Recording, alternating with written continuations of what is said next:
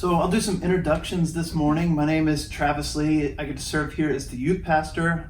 One of the great privileges of doing ministry is getting to see how young people develop, how they contribute, and how they transform the church, both when they're youth, but then also whenever they graduate out of the youth department, they become grown-ups and they show us what they're going to do. And so today I get to introduce you, or for a lot of you, just bring back a person that you already know, to Jacora Ford. Hello. How are you, Jacora? I'm great. How are you? Just dandy. So you have actually been at Trinity for a long time. Yeah, for quite a while. Yeah. When did you start coming here?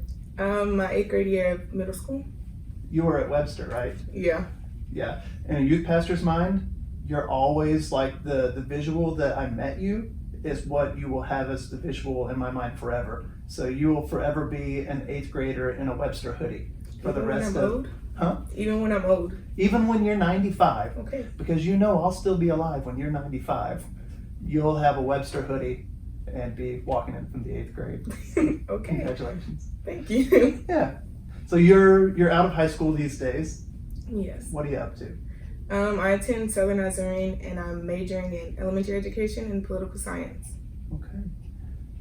I don't know if you know this or not, but I think you may have like a third-party connection to a lot of the really long-time members here at Trinity. Do you know a man named Blair Spindle? Yes. We love Blair Spindle. Yeah, he's the chaplain at SNU. He was the youth pastor before me here. He did 10 years here before me, but then he liked the job so well, he thought it was so nice he did it twice. So like he was the youth pastor, he left, and then he came back and was the youth pastor again. So they prefer me because of my head of hair. So. I can attest to that. Yeah. Definitely. Yeah. So can I ask you, what was it that you feel kind of like drew you to Trinity, and what was it that held you here at Trinity? Well, the first thing that kind of drew me to Trinity was the fact that it was actually a very diverse church. It was welcoming of all different communities, which, I mean, I haven't been to a church like that before. What really made me stay was all of the mother-like figures and father-like figures that I got from this church. Yeah. Who were some of those people who were sort of mother-father figures for you? Well, obviously you, Jason Milligan, Old Lady, I mean, y'all call her Kaylee, but I call her Old Lady. Carrie Milligan, Jennifer. There's a lot of them. Yeah. Yeah. It's kind of interesting because as much as I hear you say kind of like this place provided you with a diverse community and a community that sort of loved you as a family, I really feel like that's my experience too, right? Like I have these people who love me as a family, but let's be honest, if it wasn't for this place, my circle would look pretty white. Like this is a huge reason for the diversity in my life, and I find that to be really enriching. Maybe the most formative thing I've found here is that there are people who are willing to have these really honest conversations with me about really difficult things. It seems like in the church maybe there's sort of a double dose of grace to look at each other and say like, wow, what you said was incredibly offensive just now, but I know your heart, and so we're gonna have this conversation in a constructive way. Do you think that's kind of like true of the relationship you and I share, where we can have honest conversations with each other? Definitely. Yeah. Okay, in that case, I've got some questions for you, and some of them are like kind of difficult questions, so here we go. Okay. So there are these protests that are happening across the country and across the world, and for a middle-aged, middle-class white guy, it can feel sometimes like they just sort of sprung up overnight. And I think for a lot of white people, there is more than anything about these just a sense of confusion. You know, like there's a recognition, oh wait, something's happening here, but it's not really evident necessarily like what it is that's happening or what the desired outcome is of what's happening. We hear statements like the system is broken. We hear that the social, the economic, the governmental systems are set up against people of color, but you've got to forgive some ignorance here and maybe give us some grace where it's not really deserved. We don't always understand how. And so, again, I think the people of Trinity are overwhelmingly these good and generous people. And if you said, are you going to participate in this racist thing? The answer would always be, no, we're not going to do that. We just need your voice to kind of like teach us, and maybe the Spirit of God to help reveal these places in us that need some tending. So I wonder, would you be willing to speak a little bit about the experience of being a Black woman, and maybe how those experiences differ from the experiences of white people? So like, how is your daily experience different than mine? Where have you observed that you're treated differently as a Black person than a white person? Well, so I definitely am treated differently inside of stores, inside of nice neighborhoods. When I walk into a store, regardless of like my character, or if I come in there to pay for something, I'm still judged and followed in the store. Whenever I go into a nice neighborhood, my grandpa's neighborhood, for example, we are followed until we get to our location, and then when we get out of our cars, we have to provide ID, which, I mean, it's not really fair. I just feel like as an African American female, we are treated completely differently when stopped by the police. I was actually stopped by the police for going, just like 5 over the speed limit in Bethany, and I had some friends with me. Tori Symes, she's from the Southwest Oklahoma district, and we were in the car, and the man was just very rude, and he kept his light on me, and he asked me to get out of my car, even though it was just speeding. I should have just got a ticket, and then continued to ask me for my ID and my registration, which for me, growing up young, my mom always taught me, like, if someone else is in the car, have them reach for it and not you, because it can get you killed. So it's really hard to be like in a community that is full of people that I want to hang out with, that I want to be with, but it's like if I am with them, then I can get them hurt and me hurt just because of the color of my skin. Like I was just at Blair Spindle's house the other day, and I actually stayed there until like 12, but on my way home, I had to call my mom so that she made sure I made it home safe, because she was scared that, I am out late and I am a Black woman, and if I am stopped, I can be treated any type of way, which, I mean, it is a sad reality for a lot of African American people in the US. So you told me a story one time, and I'm old, and sometimes the stories get kind of mixed up in my head a little bit, and so I want to ask you just to tell me again. You told me about the situation of one of your history classes and kind of like what the setup of your classroom was. Would you be willing to kind of tell me that story again and kind of refresh it for me a little bit? Yeah, so I attend in Capitol Hill High School, and because our school is overcrowded, we have a lot of classrooms that are combined together. So we had US History 1 and US History 2 in a classroom, just separated, in our desk were like back to back. And there was a teacher on one side teaching and a teacher on the other side teaching. So you don't mean like the same classroom was used for 2 different classes. You mean like simultaneously there's one group of kids looking this way learning US History 1, and at the same moment there's a whole nother class in the same room facing this way learning US History 2. Yes, that's what I mean. I don't think I could learn like that. Like, I don't think I can't listen to the radio while I work half the time. I don't think I could learn that way. Yeah, it definitely makes it very hard for us to learn that way and then go out into society and use that education, because we don't really remember. See, that seems like a really pressing difference from the experience of my daughters, who both go to school in Mustang, compared to the experience here, because if the Mustang school system put 2 different classes together like that, there would be 100 parents out on the front lawn saying like, what are we doing? Let's take a new tax and get this thing built, Yeah. Could you tell me about some ways that maybe you see your family treated differently because of their race?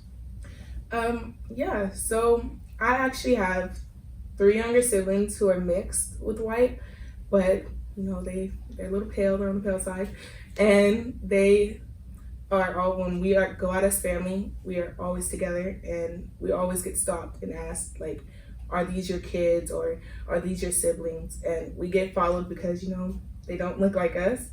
And it's sad that we have to show identification for, a child, regardless of their skin color. If they're with us, then, I just feel like you should know that they're safe. We are treated differently when we go into neighborhoods, like I once stated. We're just treated differently in general. We get seated last when we go into restaurants. And I don't know.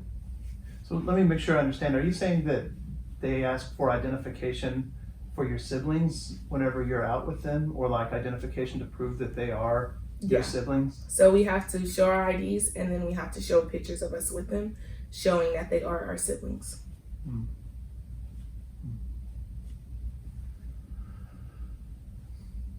So if you let me turn the path just a little bit, things look kind of rough as far as race goes, just across the board. Is there anything that gives you like hope for the future right now?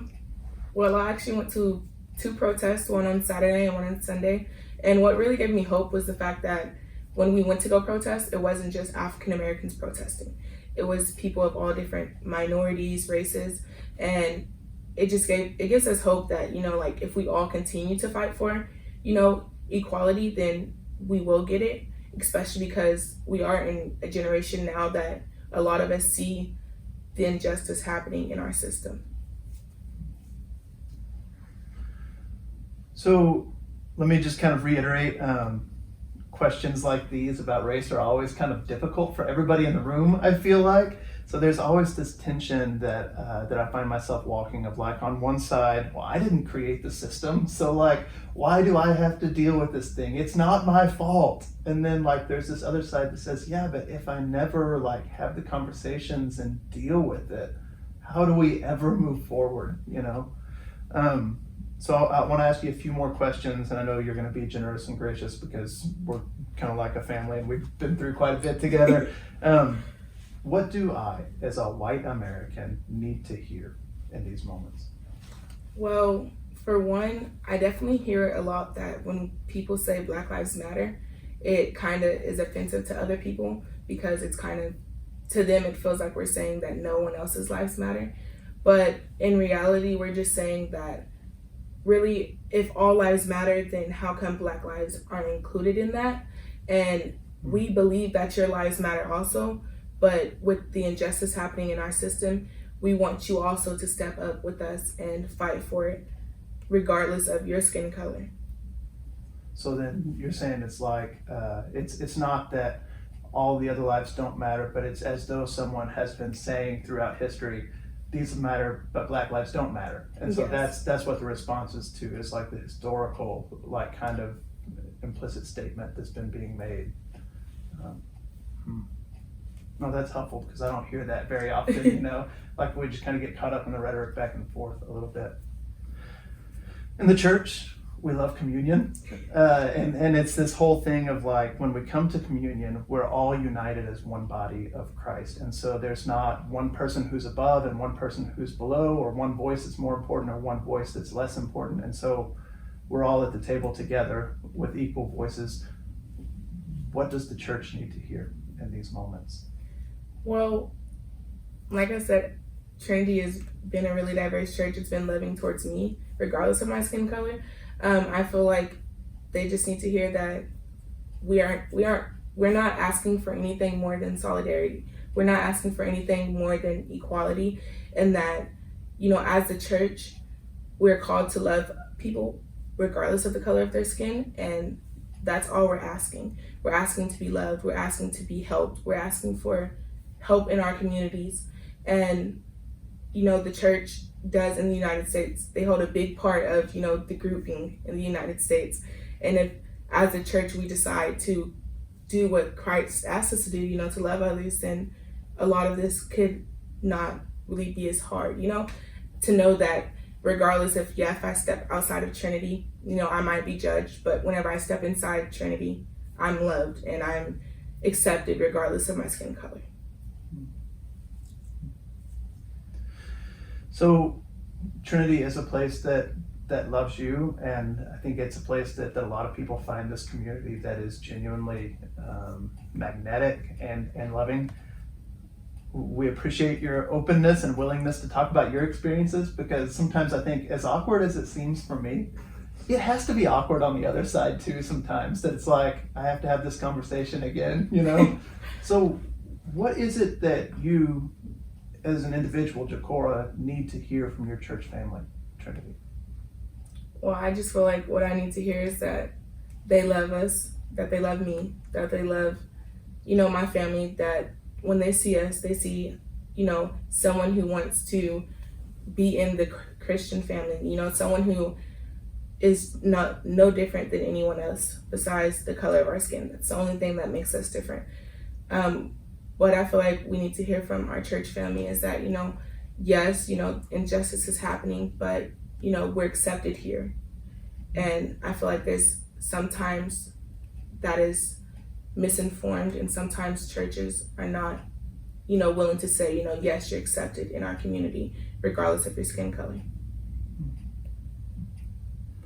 Have you ever had the experience of racism? Not like towards you, I know that that's there, but have you personally ever had that experience of finding yourself hating or thinking less of a person of another skin color? Yes, I definitely have.